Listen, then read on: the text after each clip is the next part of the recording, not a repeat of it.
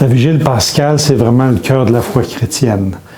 On s'est laissé le jeudi saint un peu dans l'attente de la résurrection, le vendredi saint très dépouillé, symbolisant le Christ au tombeau, et on est comme en attente. La nuit de Pâques, et c'est pas pour rien qu'on célèbre ça la nuit symboliquement, c'est le Christ qui est la lumière au cœur de nos nuits. C'est lui qui apporte la lumière, qui éclaire nos vies, qui donne le sens de nos vies.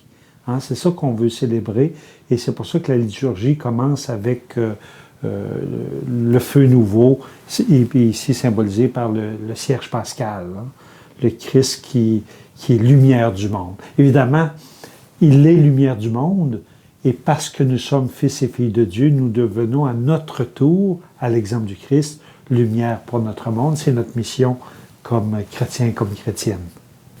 La grande veillée pascale commence par la liturgie du feu nouveau, où à l'extérieur de l'Église, en présence de toute l'Assemblée chrétienne, le feu nouveau est béni.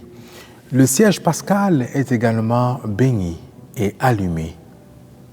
Et en procession, on entre dans l'Église et le Christ, lumière du monde, est symbolisé par ce cierge pascal.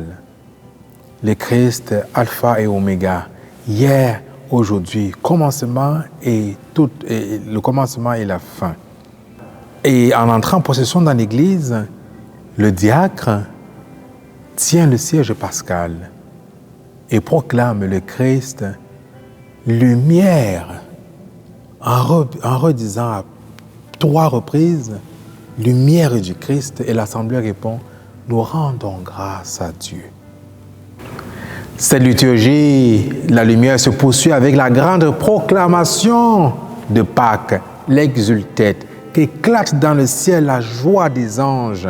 L'exultète, la proclamation de Pâques, est faite par le diacre ou une autre personne qui est capable de chanter, qui est capable de proclamer. Pendant ce temps, le feu est propagé dans toute l'Église. On quitte tranquillement de l'obscurité à la lumière. On est éclairé par le Christ lumière à travers ce siège, ces différents sièges allumés. Dans la nuit de Pâques, une fois qu'on aura chanté la joie de Pâques, l'exultète avec le cierge pascal allumé, après ça, on fera de la lumière sur notre histoire en relisant des textes bibliques de l'Ancien Testament pour comprendre d'où vient notre histoire de salut. C'est quoi notre parcours avec nos ancêtres dans la foi, pour poser un nouvel éclairage à la lumière du Christ ressuscité. De la Genèse, on passe par l'Exode et on va à travers plusieurs livres, 7 lectures entre lesquelles il y a des cantiques, des psaumes, et on se rend à la 7e lecture avec la proclamation du livre du prophète Ézéchiel. Et c'est seulement après cette 7e lecture qu'il y a alors la proclamation de l'hymne pascal, le gloire à Dieu. Et là, les cloches reviennent. On chante la gloire et les lumières apparaissent dans toute l'Église. On est passé de l'obscurité du vendredi saint avec la lumière pascale, la lumière du Christ, une petite lumière, et là, paf, on chante l'hymne pascal. Après l'hymne pascal, le gloire à Dieu, c'est l'épître de Saint Paul, une des épîtres de Saint Paul tirée de la lettre aux Romains. Et la liturgie de la parole se poursuit jusqu'à l'annonce de l'évangile de Pâques, suivi par l'homélie. La messe se poursuit avec la liturgie baptismale, une longue litanie de tous les saints. On invoque tous les saints et les saintes de l'Église. Et après, l'eau est bénite selon un rituel assez riche et assez symbolique. Après la bénédiction de l'eau, c'est la profession de foi. S'il y a des baptêmes, les catéchumènes professent leur foi, l'assemblée, suivie de leur baptême, et ensuite l'assemblée est aspergée d'eau.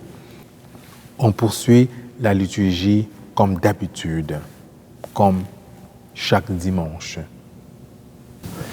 Nous avons évoqué, après le jeudi saint, qu'on est comme dans la nuit, en attente et tout ça. Dans la nuit de Pâques, c'est le jour par excellence pour le baptême, où on va plonger, dans le fond, nos petits anges, nos enfants, on va les plonger dans l'eau du baptême, qui est en fait plongé dans la mort, hein, dans les eaux de la mort, pour renaître avec le Christ. C'est ça le sens du geste de l'eau. Un peu d'ailleurs comme Moïse a été sauvé des eaux, et le peuple juif a été sauvé des eaux de la mer Rouge quand on a traversé à pied sec avec Moïse en tête. Hein. Le symbole de l'eau est très, très important. Une eau qui purifie le cœur et l'âme pour qu'on soit vraiment des disciples missionnaires du Christ ressuscité.